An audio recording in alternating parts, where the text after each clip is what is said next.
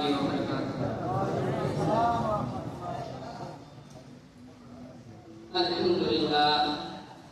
الحمد لله رب العالمين، والصلاة والسلام على سيد المرسلين وعلى آله وأصحابه أجمعين. أما بعد، فأعوذ بالله من الشيطان الرجيم. بسم الله الرحمن الرحيم. لقد من الله على المؤمنين إذ بعث فيهم رسولا. صدق الله العظيم، وبلغنا رسوله النبي الكريم. آئیے حضرات، سب سے پہلے ہم اور آپ اس رسول ہاشمی کی بارگاہ میں درود شریف پڑھتے ہیں جن کے بارے میں سرکار اعلیٰ حضرت لکھتے ہیں: مصطفیٰ جان رحمت پہ لاکھوں سلام، شمع بزم ہدایت پہ لاکھوں سلام. آئیے حضرات، ہم اور آپ اس رسول ہاشمی کی بارگاہ میں درود شریف پڑھتے ہیں جن کے بارے میں سرکار اعلیٰ حضرت لکھتے ہیں: سرور کہو کہ مالک و مولا کہو تجھے، باغ خلیل کا گلے زیبا کہو تجھے، لیکن رضا نے ختم سخن اس پہ کر دیا، خالق کا بندہ خلق کا آقا کہو تجھے. آئیے حضرات، سب سے پہلے آقا نامدار مدینے کے تاجدار جناب محمد مصطفیٰ صلی اللہ علیہ وسلم کی بارگاہ رسالت میں اپنے غلام کی ثبوت دیتے ہوئے پڑھیے بابا بلند اللہم صلی علی سیدنا مولانا محمد صلاۃ و سلام علیک یا رسول اللہ صلی اللہ علیہ وسلم. حضرات، میں نے جس آیت کریمہ کی تلاوت کا شرف حاصل کیا، اس کا ترجمہ یہ ہے کہ بے شک اللہ تعالیٰ کا بڑا احسان ہوا مسلمانوں پر کہ انہی میں سے ایک رسول بھیجا. حضرات، رب تبارک و تعالیٰ کا لاکھ لاکھ شکر احسان ہے کہ اس نے ہمیں اور آپ کو بے شمار نعمتوں سے نوازا ہے. اس کی کن کن نعمتوں کا تذکرہ کیا جائے، آپ جدھر نگاہ اٹھا کر کے دیکھیے اسی کی نعمت کا جلوہ نظر آئے گا.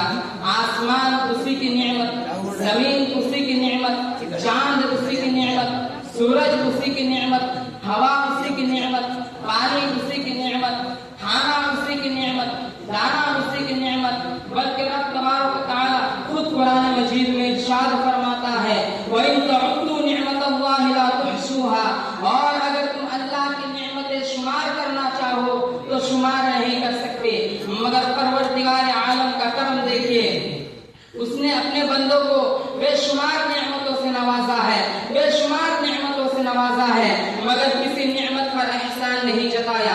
عقل شعور سے نوازا مگر احسان نہیں جتایا، علم فن سے نوازا مگر احسان نہیں جتایا، آسمان کا شامیانہ لگایا مگر احسان نہیں جتایا، زمین کا فرش بچھایا مگر احسان نہیں جتایا، آسمان سے پانی برسایا مگر احسان نہیں جتایا، زمین سے دانا اگایا مگر احسان نہیں جتایا، زمین سے دانا اگایا مگر احسان نہیں جتایا، عزت و عظمت عطا کی مگر احسان نہیں جتایا، دل و دماغ سے نوازا مگر احسان نہیں جتایا، ہاتھ کو پکڑنے کی صلاحیت عطا کی مگر احسان نہیں جتایا، آنکھیں عطا کی مگر احسان نہیں جتایا، آنکھوں میں بینائی عطا کی مگر احسان نہیں جتایا، کان میں قوت سماعت عطا کی مگر احسان نہیں جتایا. مختصر یہ ہے کہ رب تبارک و تعالیٰ نے انسان کو وجود بخشا مگر احسان نہیں جتایا.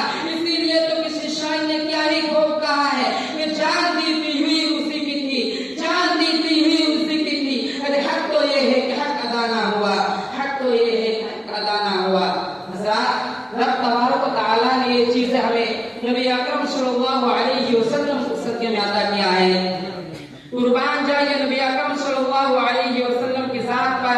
آج ہمیں جو کچھ بھی ملا ہے سرکار کے صدقے میں ملا ہے.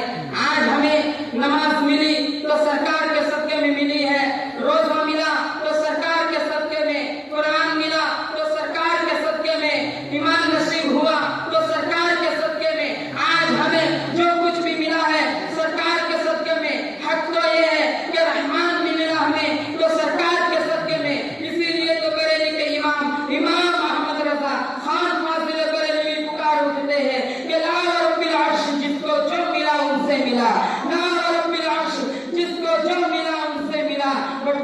کونین میں نعمت رسول اللہ کی، بقیہ کونین میں نعمت رسول اللہ کی۔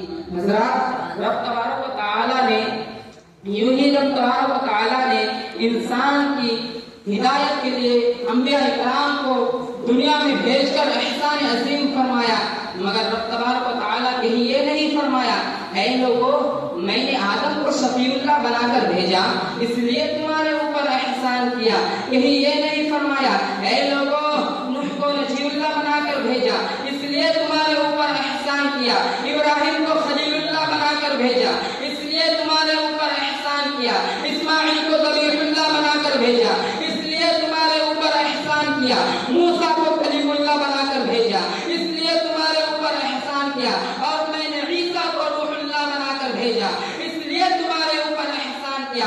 مگر حضرات جب ذکر کرنا مقصود ہوا مدینہ کے تاجدار کا، سرکار دو عالم کا، سرکار عبد قرار کا، شافع روزہ شمار کا، امت کے غمخوار کا، تو پروردگار عالم نے قرآن مقدس میں لقد من اللہ فرما کر سرکار کی عظمت کا پرچم لہرا دیا، اور حضور صلی اللہ علیہ وسلم کی آمد پر، حضور صلی اللہ علیہ وسلم کی تشریف آوری پر احسان جتا کر ساری مخلوق نے آپ کو ممتاز بلند فرما دیا۔